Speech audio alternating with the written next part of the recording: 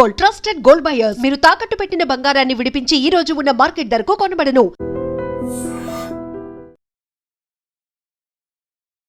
నమస్తే, welcome to I dream. ప్రస్తుతం నేను ఇందిరా పార్క్ ధర్నా చౌక్ దగ్గర ఉన్నాను. ఇక్కడ బీఆర్ఎస్ పార్టీ విద్యార్థి విభాగం పెద్ద ఎత్తున ధర్నా చేస్తుంది. మరి కాసేపట్లో మాజీ మంత్రి బీఆర్ఎస్ వర్కింగ్ ప్రెసిడెంట్ కేటీఆర్ కూడా ఇక్కడికి రాబోతున్నారు. సో ఢిల్లీలో విద్యార్థులు చేస్తున్నటువంటి ఏదైతే నిరసన కార్యక్రమం ఉందో, విద్యార్థుల మీద జరిగినటువంటి లాఠీ చార్జికి నిరసనగా కేంద్ర విద్యాశాఖ మంత్రి ధర్మేంద్ర ప్రధాన్ రాజీనామా చేయాలని చెప్పి పెద్ద ఎత్తున డిమాండ్ చేస్తూ ఇక్కడ ఆందోళన కార్యక్రమం చేస్తుంది బీఆర్ఎస్. మరి కొద్దిసేపట్లోనే కేటీఆర్ కూడా రాబోతున్నారు. సో ఇక్కడ యూత్ కనిపిస్తున్నారు. యూత్ కూడా పెద్ద ఎత్తున ఇక్కడ ధర్నా చౌక్ వచ్చి వేలాదిగా, ఒక్కసారి మీరు స్క్రీన్ మీద దృశ్యాలు కూడా చూడొచ్చు, వేలాదిగా యూత్ అలాగే బీఆర్ఎస్ పార్టీకి సంబంధించిన నాయకులు కార్యకర్తలు పెద్ద ఎత్తున తరలి వస్తున్నారు.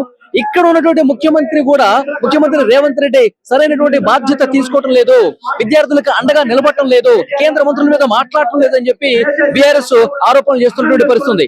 సో మీరు ఎక్కడి నుంచి వచ్చారండి? నేను ఉప్పల్ నుంచి వచ్చారు. సో ఏంటి ఈ ధర్నా జరుగుతోంది?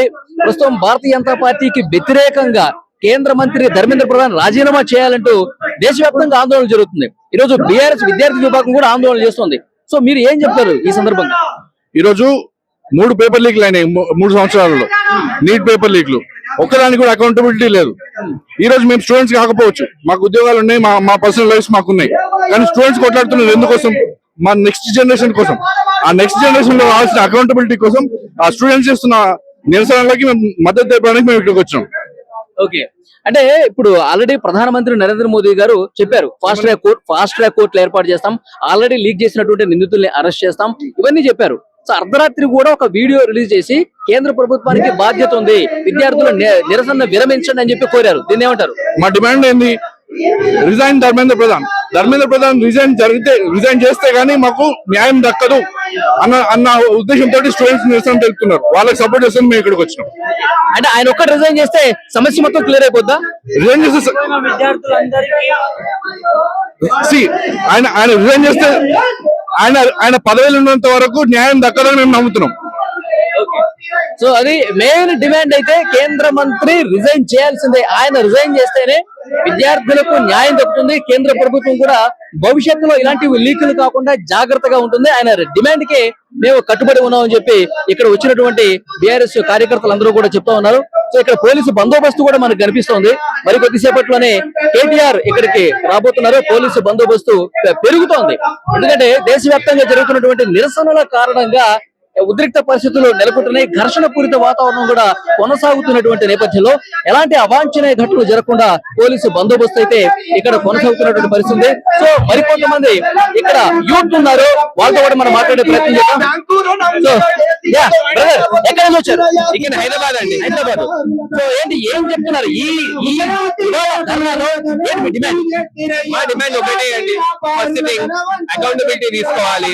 అకౌంటబిలిటీ సెంటర్ అస్సలు తీసుకోవట్లేదు. ఫండమెంటల్ రైట్ పీస్ఫుల్ ప్రొటెస్ట్ అనేది మా ఫండమెంటల్ రైట్. ఢిల్లీలో జరిగే జంతర్ మంతర్ లో జరిగే ప్రొటెస్ట్ ని అటు ఒక్కొక్క ప్రాపగేండా అని చెప్పేసి అని విద్యార్థులపై జరిగే అత్యాచారాన్ని మేము ఖండిస్తున్నాం. ఒకటి మా డిమాండ్ ఒకటి, అకౌంటబిలిటీ తీసుకోవాలి. నీట్ పేపర్ కి ఎవరైతే బాధ్యులు ఉన్నారో వారిపైన చర్యలు ఖచ్చితంగా తీసుకోవాలి. ధర్మేంద్ర ప్రధాన్ గారు ముఖ్యంగా ఆన్సర్ చెప్పాలి. వేరే ఎవరెవరో మినిస్టర్ చెప్తుంది కానీ ఆయన వచ్చి ఒక్క మాట కూడా ఎందుకు చెప్పట్లేదు? అది మా మేజర్ డిమాండ్. స్టూడెంట్స్ ముందు వచ్చి అసలు ఎందుకు అయింది ఏమైందని ఒక మాట చెప్తారే కదా, చెప్పకుండా ఉండి ట్విట్టర్ లో ట్వీట్ చేస్తే ఇక్కడ సమాధానం ఎక్కడంటే, అర్ధరాత్రి ప్రధానమంత్రి మోదీ కూడా ఒక వీడియో రిలీజ్ చేశారు.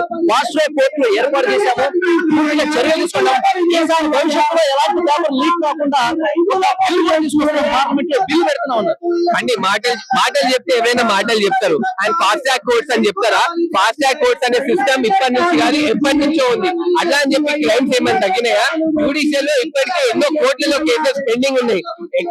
ఫాస్ట్ ట్రాక్ కోర్ట్ తీసుకొచ్చినంత మాత్రాన నిజంగా సొల్యూషన్ వస్తారనే నమ్మకం మాకు లేదు.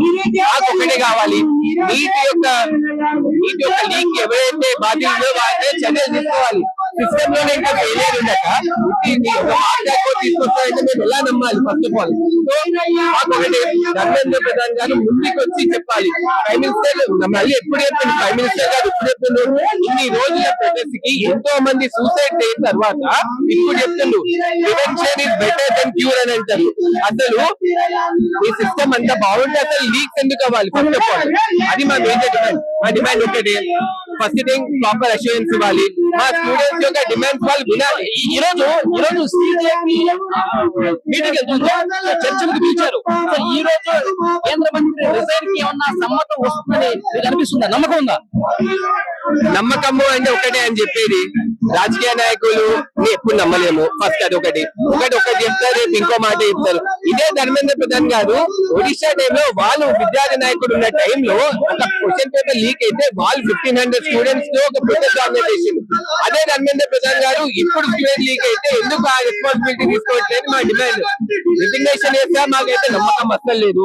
ఒకటే డిమాండ్ ఏంటంటే ధర్మేంద్ర ప్రధాన్ గారు మీడియా ముందు వచ్చి క్షమాపణ చెప్పాలి.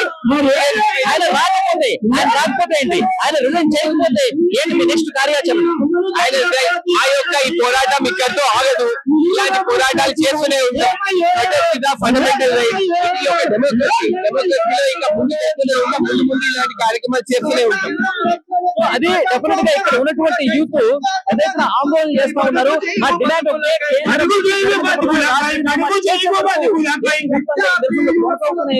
యూత్ చెప్తా ఉన్నారు. ఒకసారి ఇక్కడ Dharmendra Pradhan result declared subject accountability fail అయిపోయింది, ఫెయిల్ అయిపోయింది, స్టూడెంట్ సేఫ్టీ ఫెయిల్ అయిపోయింది.